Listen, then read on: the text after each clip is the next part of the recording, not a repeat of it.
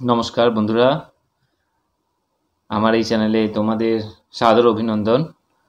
আজকে আমি একটি নতুন ভিডিও নিয়ে চলে এসেছি। তোমরা যারা নতুন রয়েছো আমার এই চ্যানেলে, তারা অবশ্যই আমার এই চ্যানেলটাকে সাবস্ক্রাইব করে দেবে এবং লাইক ও কমেন্ট করতে কিন্তু ভুলবেন না। আজকে আমি ক্লাস 8-এর নবম অধ্যায়ে ভারতীয় সংবিধানের গণতন্ত্রের কাঠামো ও জনগণের অধিকার এই বিষয়টা নিয়ে সম্পূর্ণ ব্যাখ্যা করব। এই চ্যাপ্টারটি অনেক বড় চ্যাপ্টার, তো এটি কয়েকটি পার্টে তোমাদের সঙ্গে আলোচনা করব। তো আজকে আমি প্রথম অংশটা নিয়ে আলোচনা করছি, পরপর পার্টগুলো তোমরা আমার এই চ্যানেলে পেয়ে যাবে। তো ভারতের সংবিধান, এই সংবিধান ভারত স্বাধীন হওয়ার পরেই পাশ হয় ও কার্যকর হয়। তো এই সংবিধান সম্পর্কে ক্লাস 8-এর এই চ্যাপ্টারে অনেক কিছুই রয়েছে যা আমরা আজকে আলোচনা করতে যাচ্ছি। তো ছোট ছোট অংশে আমি এগুলো আলোচনা করেছি যাতে তোমাদের পরীক্ষায় যে সকল প্রশ্নগুলো আসবে তার উত্তর লিখতে কোনো অসুবিধা না হয়। তো চলে আসি আমরা আমাদের এই ভিডিওতে। আমরা এবার পরপর এই অংশটা আলোচনা করছি। 1947 খ্রিস্টাব্দের 15ই আগস্ট আমাদের দেশ স্বাধীন হয়। পলাশীর যুদ্ধ থেকে শুরু করে দেশ স্বাধীন হওয়া পর্যন্ত প্রায় 190 বছর আমাদের দেশ ইংরেজদের কাছে অত্যাচারিত, অপমানিত হয়ে চলেছিল। তো এই 190 বছরের করুণ ইতিহাস আমরা পড়েছি এবং তারপর স্বাধীন হওয়ার পরে ভারত আজকে বহু বছর কাটিয়ে ফেলেছে এবং উন্নতির একটা বিশেষ শিখরে পৌঁছেছে। তো এই 190 বছরের পর ভারত যখন স্বাধীন হলো, তারপরেই আমাদের দেশের জন্য একটা নতুন সংবিধান রচনা করা হলো। 1949 খ্রিস্টাব্দের 26শে নভেম্বর গণপরিষদে গ্রহণ করা হয়েছিল এই আমাদের সংবিধান এবং 1950 সালের 26শে জানুয়ারি ভারতের এই সংবিধান সমগ্র দেশ জুড়ে কার্যকর হয় ও চালু হয়। সংবিধান বলতে কি সেই বিষয়টা আমরা একটু আলোচনা করে নিই। প্রথমে সংবিধান বলতে বোঝায় কতগুলি আইনের সমষ্টি। সেই আইন মোতাবেকই আমাদের সম্পূর্ণ দেশ পরিচালিত হয়। রাষ্ট্র যেহেতু একটি প্রতিষ্ঠান, তাই রাষ্ট্র প্রতিষ্ঠান হিসাবে এই রাষ্ট্রের পরিচালনার জন্য যে আইনি ব্যবস্থা তাই হলো সংবিধান। প্রত্যেকটি প্রতিষ্ঠানই তাদের নিজস্ব নিয়মনীতি অনুযায়ী পরিচালিত হয়। তো একইভাবে রাষ্ট্র একটি প্রতিষ্ঠান হিসাবে সেই নিয়মনীতি অনুযায়ী পরিচালিত হয়, যাকে আমরা বলি সংবিধান। সংবিধান লিখিত ও অলিখিত উভয়ই হয়, কিন্তু ভারতের সংবিধান বিশ্বের একটা শ্রেষ্ঠ বৃহৎ লিখিত সংবিধান।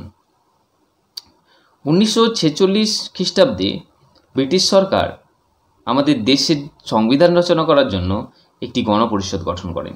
এই গণপরিষদের স্থায়ী সভাপতি ছিলেন ডক্টর রাজেন্দ্র প্রসাদ। স্বাধীন ভারতের সংবিধান রচনার জন্য একটা খসড়া কমিটি তৈরি করা হয়। এখানে একটি শব্দ রয়েছে খসড়া। খসড়া ইংরেজি শব্দ হচ্ছে বিল। খসড়া যখন কোনো একটা আইন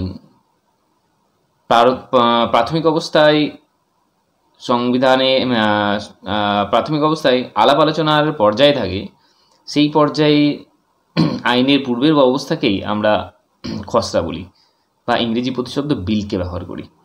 তো ভারতের সংবিধান তো আইনের সমষ্টি।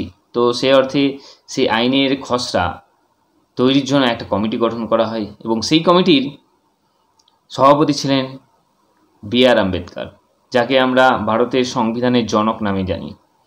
তো এই সংবিধান রচনার কাজ তার হাত দিয়েই পরিপূর্ণ হয়েছিল। 1950 খ্রিস্টাব্দের 26শে জানুয়ারি ভারতে আমাদের এই বৃহৎ সংবিধান কার্যকর হয়েছিল এবং সেই দিনটিকে আমাদের দেশের সাধারণতন্ত্র দিবস হিসেবে পালন করা হয়। আমরা প্রত্যেক বছরই এই 26শে জানুয়ারির দিনটি সাধারণতন্ত্র দিবস হিসেবে পালন করে থাকি। ভারতবর্ষের সংবিধান বিশ্বের সবচেয়ে বড় সংবিধান। এই সংবিধান এত বৃহৎ হওয়ার পিছনে একটি বিশেষ কারণ রয়েছে। বলা হয় যে বিশ্বের শ্রেষ্ঠ দেশগুলির সংবিধানের শ্রেষ্ঠ শ্রেষ্ঠ অংশগুলো নিয়ে আমার এই দেশের সংবিধান রচনা করা হয়। সেক্ষেত্রে বহু পরীক্ষা নিরীক্ষার পরে ডক্টর বি.আর. আম্বেদকরের সভাপতিত্বে এই খসড়া কমিটি বিভিন্ন দেশের শ্রেষ্ঠ সকল আইনগুলো, নীতিগুলো ভারতের সংবিধানে জায়গা করিয়ে দেন, আর সেই নীতি অনুযায়ী আমাদের দেশ পরিচালিত হতে থাকে।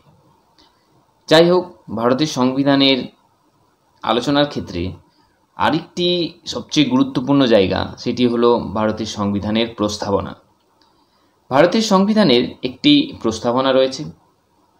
এই প্রস্তাবনা যদি আমরা বলি, প্রত্যেকটা পুস্তকেই আমরা দেখি যে তার পুস্তকের ভেতরে কি রয়েছে তা জানার জন্য একটি ভূমিকা অংশ রয়ে থাকে।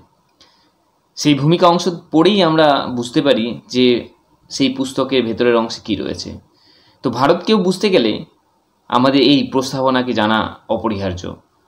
ভারত একটা কী ধরনের দেশ, সেখানে কী ধরনের শাসনতন্ত্র পরিচালিত, তা জানতে গেলে আমাদের অবশ্যই ভারতের প্রস্তাবনাকে জানতে হবে।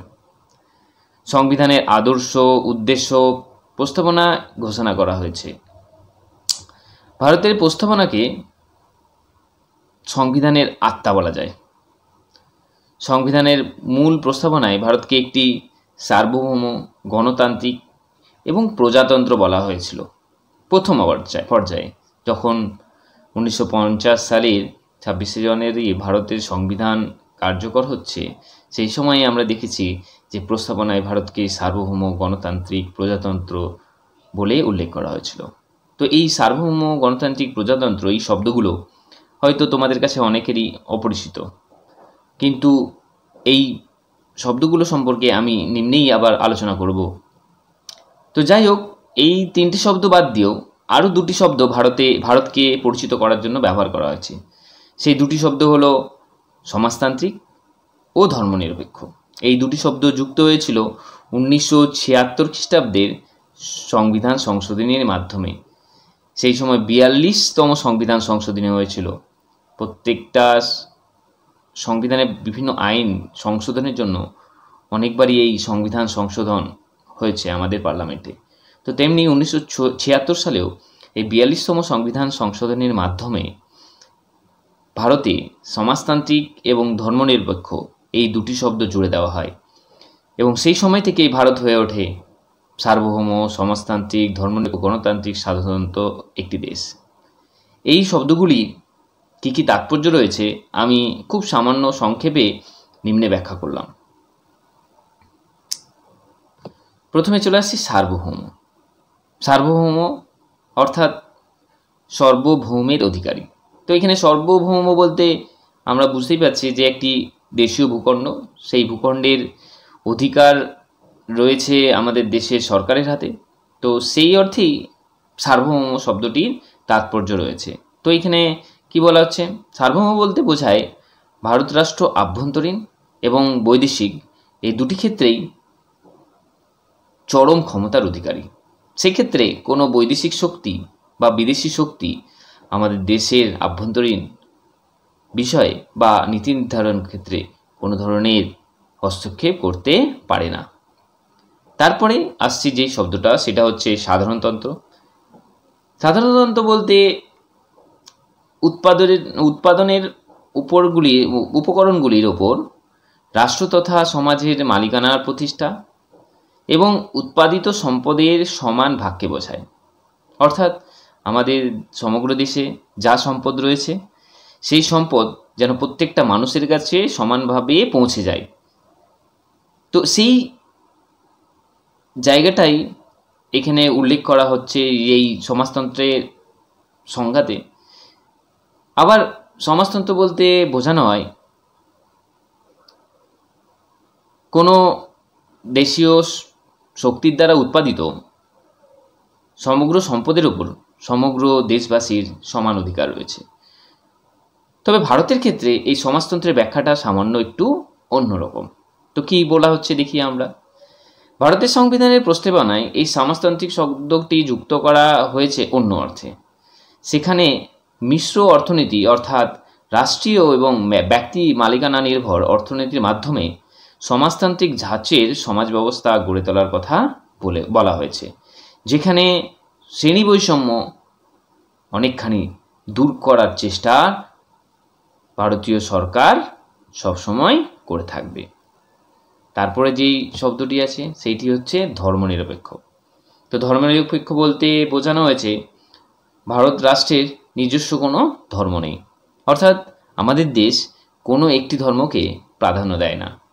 আমাদের দেশে তো বহু ধর্ম রয়েছে, হিন্দু, খ্রিস্টান, মুসলিম, জৈন, শিখ, বৌদ্ধ, তো বিভিন্ন ধর্ম রয়েছে, কিন্তু সেই কোনো ধর্মর উপরে রাষ্ট্র আধিপত্য বিস্তার করে না বা রাষ্ট্র কোনো ধর্মকে দোষণও করে না। বিশেষ কোনো ধর্মের হয়ে কথা বলা বা বিরোধিতা করা কোনোটাই রাষ্ট্র করবে না। প্রত্যেক নাগরিক তার নিজের ধর্ম প্রচার করতে পারবে, নিজের ধর্ম পালন করতে পারবে, সেক্ষেত্রে কেউ বাধা দান করবে না। তারপরে যে শব্দটি আসছে সেটি হচ্ছে গণতন্ত্র। ভারতের গণতন্ত্র বলতে গণতন্ত্র, এই দুটো শব্দ থেকে গণতন্ত্র শব্দটির উৎপত্তি। তো সেখানে বোঝা যাচ্ছে গণ অর্থাৎ জনগণ, তন্ত্র অর্থাৎ শাসন। তাহলে জনগণের শাসন যেখানে প্রতিষ্ঠিত হবে সেটা হচ্ছে গণতন্ত্র। তো ভারতীয় সংবিধানে এই গণতন্ত্র বলতে যেটা বোঝানো হয় সেটা হচ্ছে জনগণ এখানে নিজেদের শাসন পরিচালনা করার জন্য প্রতিনিধি নির্বাচন করবে ভোটদানের মাধ্যমে। তো ভারতের প্রাপ্তবয়স্ক নাগরিক ভোটাধিকারের মাধ্যমে তাদের শাসন করার জন্য প্রতিনিধি নির্বাচন করার মাধ্যমে ভারতের গণতন্ত্র প্রতিষ্ঠিত হয় এবং প্রত্যেক